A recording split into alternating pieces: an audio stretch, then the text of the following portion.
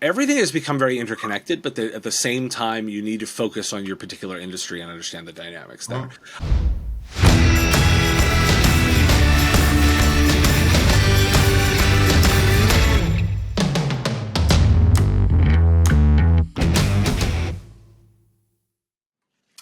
Dave Solow, welcome to the podcast. Thanks for being on with me today. Oh, thanks for having me. I'm super excited. Yeah. So I'm going to give my short intro is that you're the host of The Business of Tech and have lots of other cool things in your background, including growing and then selling an MSP business.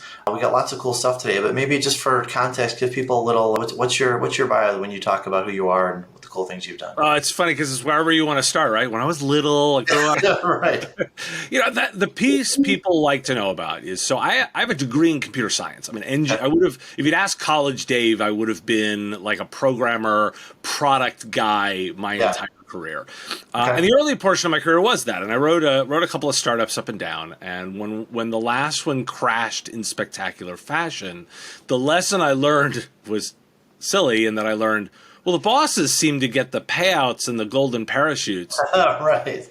I'm smarter than those morons. I can run a company into the ground just as easily as they can. Literally said that to myself.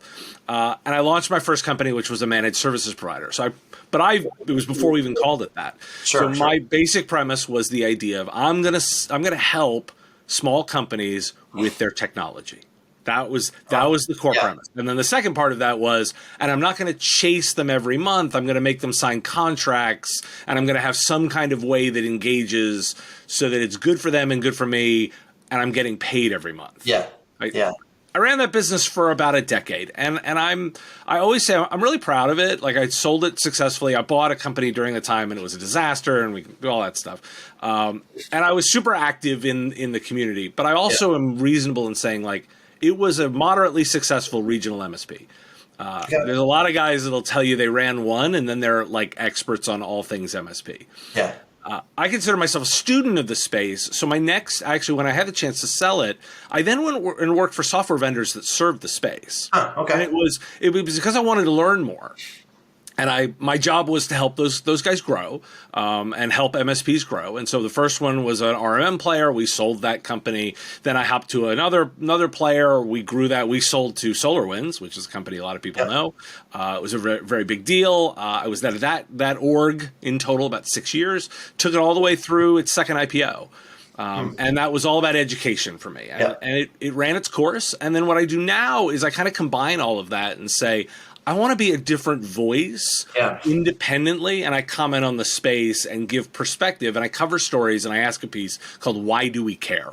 So I cover news stories, then I do Why Do We Care? And that's about giving my take on where I think it fits in and why it's an important story.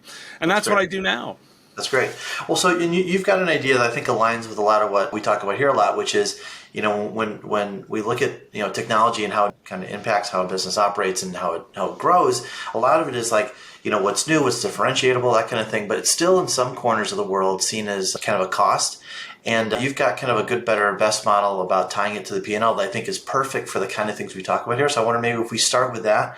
I'd love to hear about that and how you talk about that over the years. Yeah, it's again, this is one of those interesting areas because most of us got into technology because we like tech. Right? Like we get excited by gadgets and gizmos, and we get excited by the latest speeds and feeds, and it goes a little bit faster. And that's the passion that comes in with technology. But so a lot of technologists are not necessarily putting on their business hat.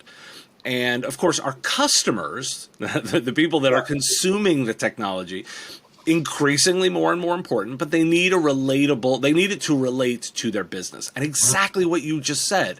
Too often it's an expense. And so what I want to do is I want to actually tie technology spend back to the profit and loss statement. And I boil it down into three categories. If you're in the expense area, you're down in SG&A, right? You're right there next to rent. You're next to, you're next to insurance. Like on a profit and loss statement. Very unromantic. Yeah, and by the way, that's good, and that's the English definition in the dictionary of saying like you're delivering a service. Most businesses know, hey, I need to have computers and technology, and I need to be on the internet. I need all this stuff in order to exist. So I will pay for these things. It's good. It's honorable. It is a good business. It is, but it is not in the top bits that business owners love. Right? It just isn't. Yeah. Nobody loves paying their rent. Yeah. And Right. if you live down there, that's good.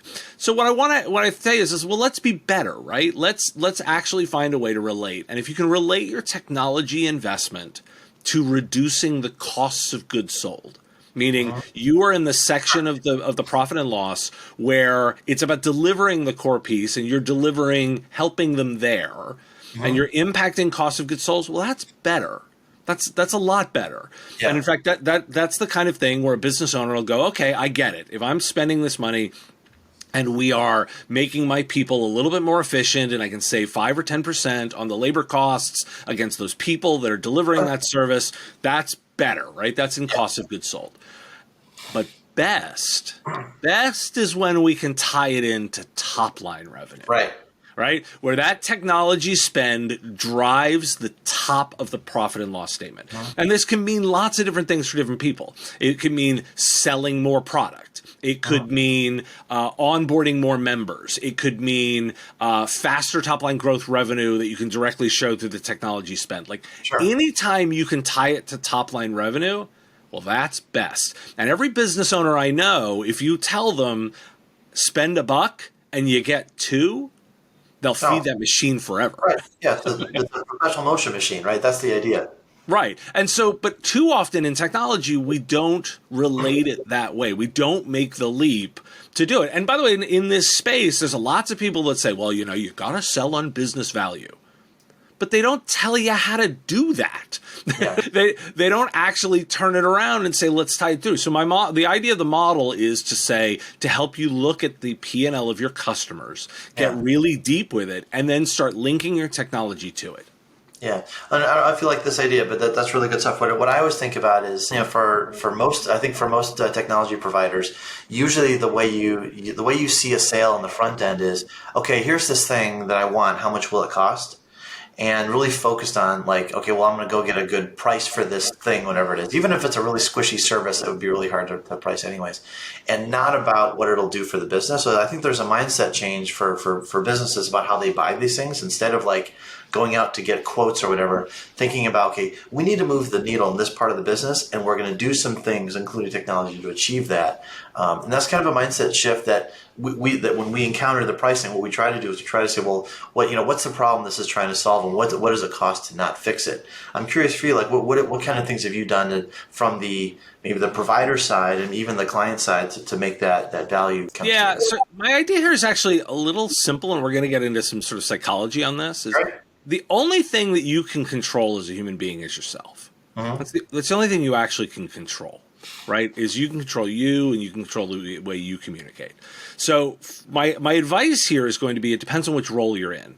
If you're the technology provider, you simply have to control the way that you talk about this. I don't play the price game. Yeah. I just choose not to in my life and the way that I do business. I don't play that way. I only talk I want to talk about top line revenue. I want to talk about the impact of top line revenue. And that's all I'm going to talk about. And if the customer doesn't want to play with me that way, well, then okay, then they're not my customer actually. Right. Yeah. And I look at it and say, like, my prices are my prices. I'm proud of them. I know I'm going to deliver the value on my prices. And I love it. I practice what I preach. My prices for all my advertising products with the podcast are on my website. It's not a hidden thing. It's right on my website. You just buy it there. I believe that I deliver more value than it costs, and I will show it to you, and I'll prove it to you over and over again, and I got measurable ways to do that. And if it's too much for you, well, then you're just not getting it. Yeah. Now, I'll happily spend as much time as you need walking through the models and explaining it and showing you what I'm going to do and giving you the data and proving out to you the way that I work and how I will totally do that till I'm blue in the face, right? Because I'm going to talk about that. But I'm not going to play a pricing game. Sure. And by the way, on the customer side, if I'm a business owner, I am in the business of making money, right? That's what my business exists to do. Yeah. It is a mechanism to provide financial security to myself, to my employees, all that. So I should always be talking in financial terms. Yeah. And so as again, I can only control me. So if you're a customer listening to this, you need to think about that way. And by the way, if your technology provider isn't talking that way, you might have the wrong one. Yeah, that's a great point. Absolutely. I'm curious for you because you talked about a little bit your origin story, kind of realizing, I could do this better than these guys. What were sort of the circumstances around when this idea first crystallized for you? Was there an event where, like, oh my God, the light bulb went on? Like, what happened to make you see this kind of perspective? So, I mean, it's so many bits. So my little origin story on founding the MSP was the fact that, I was a developer. But actually and this is sort of the late 90s, early aught, right? So right in the late 90s. And my specialty actually I was both a developer and an infrastructure person.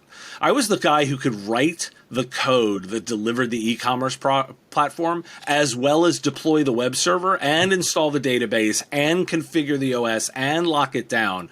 That's kind of a unique bird for the time. Usually people are developers or they're infrastructure people, right? And I was both. And some of it was, I always say with a smile, is because I wasn't always a great coder. So I knew that if I could optimize the hardware, I could make up for it, right? Yeah. And for me, it was all about ship. I could get a product into field faster than everybody else because I could do all those things. Oh, yeah. So when the incident, that we were building what we would now call like cloud SaaS contract management with secure infrastructure, like that was what we were building, but we were building it in 2000. So we were kind of ahead of our time. Yeah, I think so. So shocking, it fell on its face, right? Because we couldn't sell it. We could not sell it to customers. We couldn't get them to buy this idea of moving everything to somebody else's data center. Oh my God. It just didn't work, right? And I learned sort of two lessons there. I learned the sales lesson of you've got to have customers, right? It's not a good enough idea to have the good idea. You have to have people willing to buy it. Sure. And then we all lost our job. They laid off the development team because their theory was, correctly, if we can sell to somebody, we can rehire a development team and go forward. Yeah. Makes sense. So then for me, it was I need to be over on the selling side, right? I need to be doing stuff that drives that. And then I had the moment, it's kind of an amusing moment to look back on it. I said, well, which do I think I can do a better job with, infrastructure or building products for small companies? And cocky young 20-something thought, well, infrastructure is easier. I can totally do that, right? And any of us that do this laugh now going, oh, what a horrible decision. Like, that is such the wrong lesson to have taken that. Infrastructure is really hard to do it right. But that's what you learn in the early portions of your career. I made something of it. That's funny because honestly, I started the same way that you did, and when we started the company, there were only a few of us, and so I was our developer and had to learn infrastructure and security and everything, and I was okay at all of them, but together, being able to integrate that together, we could do things pretty quickly. I think that's pretty good. When we got to that fork in the road, we went product, and maybe it's a grass is greener thing, but I'm like, oh man, maybe I should have done infrastructure because something about that I know is more quantifiable in some ways, but look, they're both good, but and it's the difference between a products and services business. Right? Yeah. We can do the whole riff on all of these, but you need to understand the dynamics of delivering each. I'm lucky and have tried to learn both sides of it. So I work for services businesses, and then I work for product businesses because I want to learn both sides. That's interesting. Well, so now that you're in the kind of the broadcasting world and talking about these issues, I kind of like going through what you've done, at least in the last few months, kind of touching on some kind of topics of the day, but also kind of trends. If I were CEO of maybe a $100 million company trying to grow, what are some of the emerging topics you talked about do you think people should pay attention to, like in the next 12 months or so? It all really comes down to lots of industry specific things. I broadly, I think that everything has become very interconnected, but at the same time, you need to focus on your particular industry and understand the dynamics there. I think the real value in technology now is at the productivity layer. And any of us that have been network guys for a long time understand the whole idea of like a network stack and the layered models and all of this. And I think we're adding new layers above it, which are the productivity layer. Okay. Yeah. What's interesting to me right now is what's happening in cloud services that allow people to be more productive and deliver better business results through all of this stuff where you don't even need the infrastructure stuff. And I think it's fascinating to see what's going on with those companies that are getting good at that. Okay. An example of this, by the way, is and I'm going to make it very real for everybody. We all went through, we've gone through this collective trauma that is the pandemic, and wherever we are on the backside of that, What we learned, though, by the way, is that you can work differently, right? We learned you can work remotely, you can work on Zoom, you can work on Teams. There's a real difference, though, between simply using Zoom and being effective remotely. They are two different statements. It's not hard, really, to put everybody on a camera. But what's hard is knowing how do you manage people that way? Have you dug into the psychology of remote meetings? Do you know things like, hey, self-view is actually really bad for you, mentally. Like you've got to engage differently. As a presenter, I have to be bigger and bolder on camera than I might be in person in order to convey the same emotion. Sure. Those are skills, right? And being a manager in that way and leveraging the tech correctly requires very interesting, difficult business skills. And that, for me, is the real value. And so for anybody who's running that, $100 million company that you're thinking about, you're not just thinking about, do I have good tech? Is what have I done to ensure that my people are using it effectively? Know all of the levers, and that's beyond just I know where all the buttons are. Absolutely, it's the people management. Well, it's funny because I think a lot of times companies look at technology as it's the solution, and once we bought the licenses and got everyone trained on it, we're done. And that there are all these things kind of floating around it that have to do with change management and all the great subtle stuff you just brought up about presenting and all the psychology about this, that it's not the end of the journey. It's almost kind of the beginning. Okay, now we have remote stuff in place. How will we do that better? We were just, struggling with, we're looking at doing a company, a holiday, party or something. And it's like, well, hang on, a third of our workforce isn't within 100 miles of the office anymore. How are we going to do that to make that, inclusive or make them, feel like a part of it still? And it's like, so now we're navigating that. And, the preview, we're going to send them some money to kind of participate or have their own party at home. And maybe that's not the best idea, but we'll learn from it. And then maybe next year it'll be better. And it's sort of like, we're all kind of in flux, and we're learning, like you said, different ways to work. And I think we've been overall more productive, and like saving. I live 90 minutes from the office. I love not driving if I don't have to. So it's like all these new things. It's not just technology ever, really, and maybe it never was, but now we're learning that because we had to in the last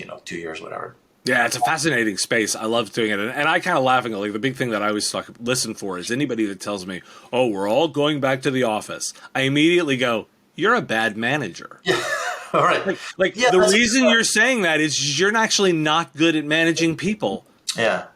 I failed doing it remotely, so let me go back to the whip and stick model. Right. I'm not very good at my job. I need my people around me because I don't have any other techniques for managing them. Yeah, one of the things that we found is that really the really good team player, great employees also were great from home. And part of the management exercise was there's some people who were never really that effective anyways, and maybe that was part of the problem. We need but we were spending a lot of time trying to manage people that wouldn't have succeeded anyways, and that sort of just exposed it a little bit. That told. Yeah. So that's a big. You asked about trends. Like that's one of the big ones that I'm really focused on is leveraging these new capabilities that we have now institutionalized at some level and being good at them. Yeah.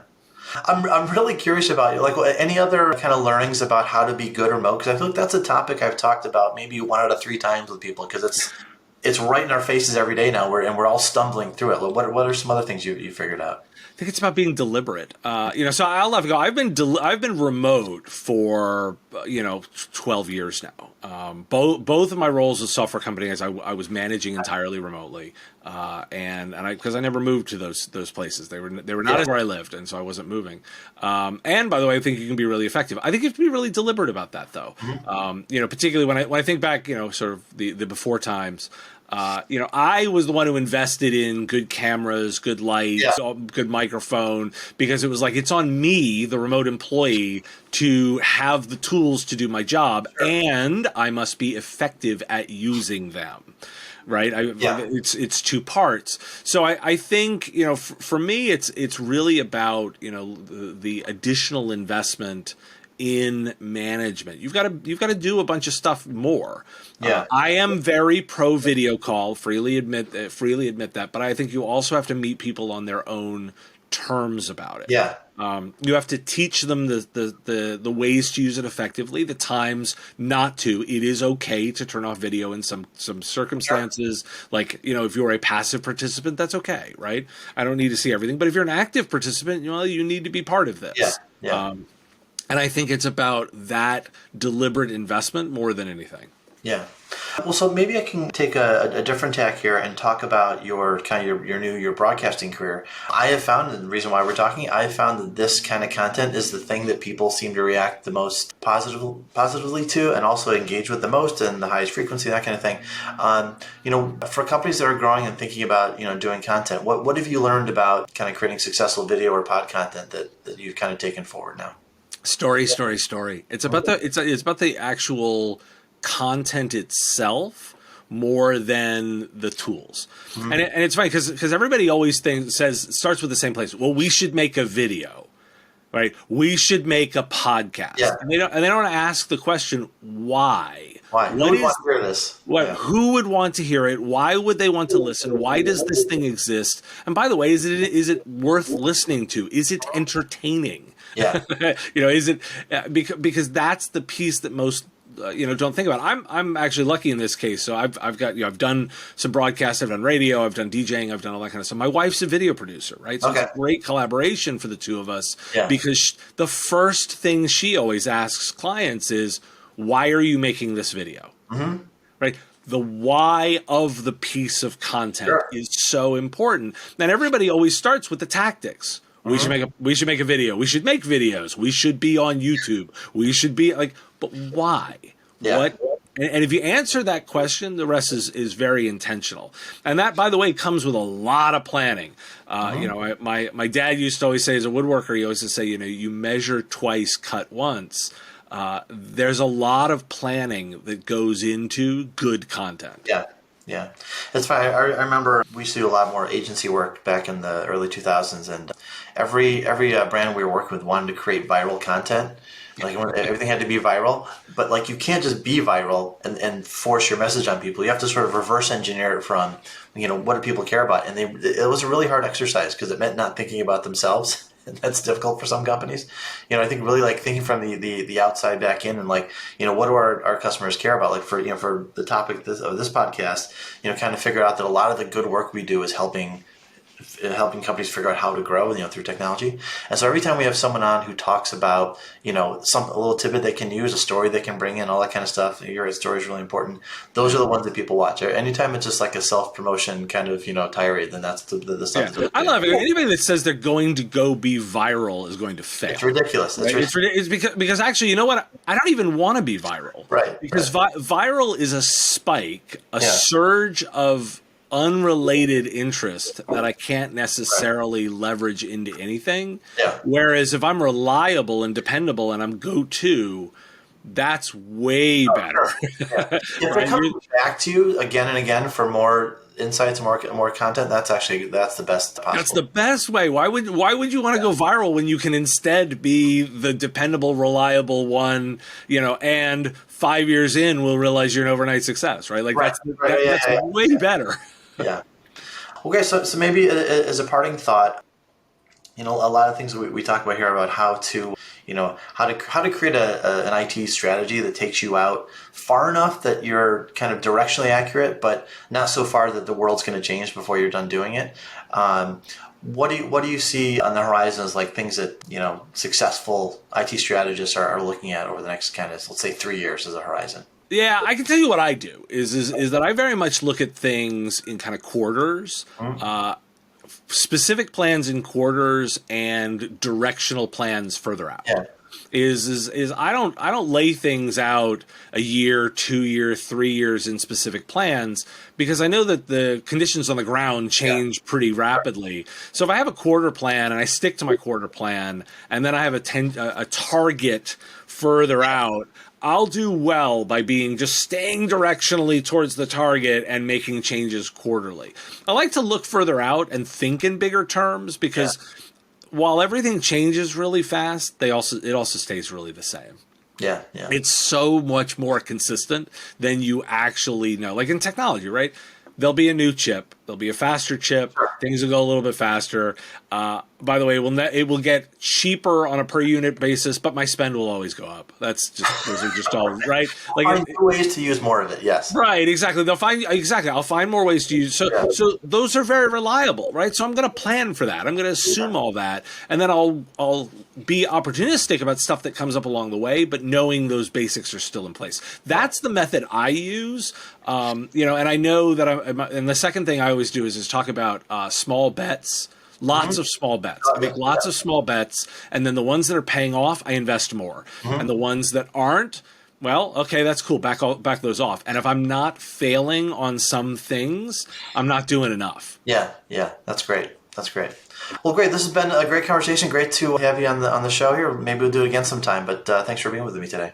Oh, thanks for having me. This has been great fun. Have me on anytime you need any help. I'm always happy to do so. Thanks.